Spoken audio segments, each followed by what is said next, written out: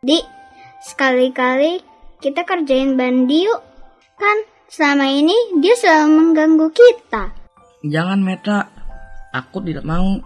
Ayolah Dik, kamu kan juga sering diganggu Bandi. Kita sembunyikan bukunya yuk. Itu namanya berbuat jahat Meta. Tidak jahat dong. Kan kita cuma memberi pelajaran buat Bandi, supaya dia tidak mengganggu kita lagi. Itu sama saja Meta. Merencanakan hal itu sama saja dengan kita berbuat jahat. Didi gak asyik nih. Kalau tidak ingin diganggu Bandi, lebih baik kita bicarakan dengan dia. Yang penting kita jangan berbuat jahat pada teman, Meta. Ya sudahlah kalau begitu. Adik-adik, mari kita membaca 2 Samuel 11 ayat 7-15 dan dilanjutkan ayat 27. Ketika Uria masuk menghadap dia, bertanyalah Daud tentang keadaan Yoab dan tentara dan keadaan perang. Kemudian berkatalah Daud kepada Uria, "Pergilah ke rumahmu dan basuhlah kakimu." Ketika Uria keluar dari istana, maka orang menyusul dia dengan membawa hadiah raja. Tetapi Uria membaringkan diri di depan pintu istana bersama-sama hamba tuannya dan tidak pergi ke rumahnya. Diberitahukan kepada Daud demikian, Uria tidak pergi ke rumahnya. Lalu berkatalah Daud kepada Uria, "Bukankah engkau baru pulang dari perjalanan? Mengapa engkau tidak pergi ke rumahmu?" Tetapi Uria berkata kepada Daud, "Tabut serta orang Israel dan orang Yehuda diam dalam pondok. Juga tuanku Yoab dan hamba-hamba tuanku sendiri berkemah di padang. Masakan aku pulang ke rumahku untuk makan minum dan tidur dengan istriku? Demi hidupmu dan demi nyawamu aku takkan melakukan hal itu." Kata Daud kepada Uria, "Tinggallah hari ini di sini. Besok aku akan melepas engkau pergi." Jadi Uria tinggal di Yerusalem pada hari itu. Keesokan harinya Daud memanggil dia untuk makan dan minum dengan dia, dan Daud membuatnya mabuk. Pada waktu malam keluarlah Uria untuk berbaring tidur di tempat tidurnya bersama-sama hamba-hamba tuannya. Ia tidak pergi ke rumahnya. Paginya, Daud menulis surat kepada Yoab dan mengirimkannya dengan perantaraan Uria.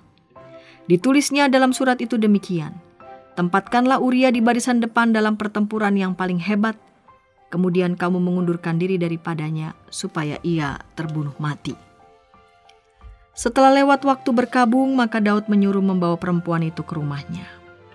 Perempuan itu menjadi istrinya dan melahirkan seorang anak laki-laki baginya. Tetapi hal yang telah dilakukan Daud itu adalah jahat di mata Tuhan.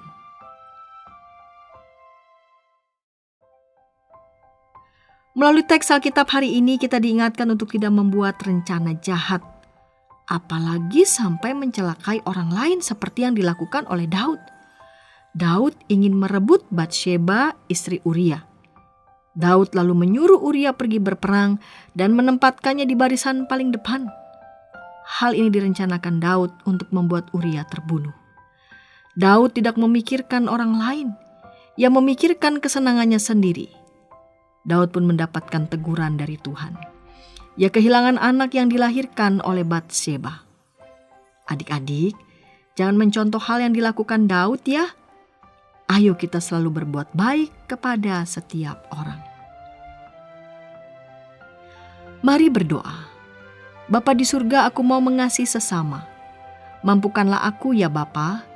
Dalam nama Tuhan Yesus aku berdoa. Amin.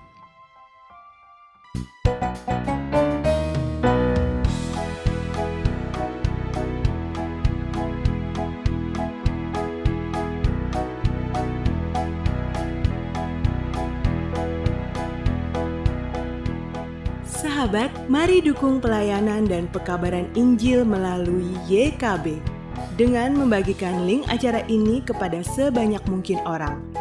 Dukungan juga dapat saudara lakukan dengan mentransfer dukungan finansial ke rekening BCA ke nomor 450 305 2990 450 305 2990 atas nama Yayasan Komunikasi Bersama.